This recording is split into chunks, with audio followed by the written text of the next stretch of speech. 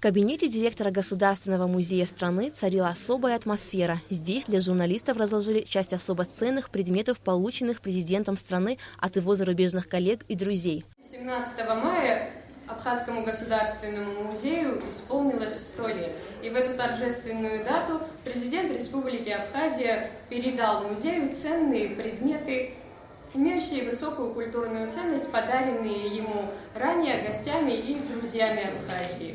Теперь эти ценные предметы станут музейными экспонатами, и вещи, подаренные Раулю Хаджимба в качестве главы государства, станут доступны всем, в первую очередь, жителям и гостям нашей республики. Юбилейное издание «Дом Романовых 400 лет» повествует о славной истории российского императорского дома. Его Рауль Хаджимба получил в дар от президента России Владимира Путина. А рядом с ним расположился подарок митрополита и всея Руси Кирилла «Россия державная». Коллекцию Государственного музея пополнила подставка для нот великого композитора Петра Чайковского.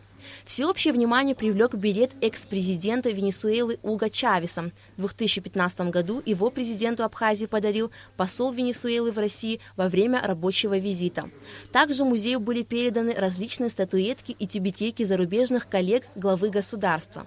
Теперь все эти ценные подарки пополнят богатую коллекцию Государственного музея страны. Директор Абхазского госмузея Аркадий Джопо выразил благодарность президенту за бесценные подарки. Я сейчас ход хузмам цвела музей зюхана и считал гонап хая алаша, а вас и пши ахамта хзайт. Уйнес хах музей фонд кван ацахрт куча хмпади хто тпан кловет и табу физики шахрот. В скором времени все посетители Госмузея смогут воочию увидеть все экспонаты. Алика Трапш, Тимур Гугохи, Абхазское телевидение.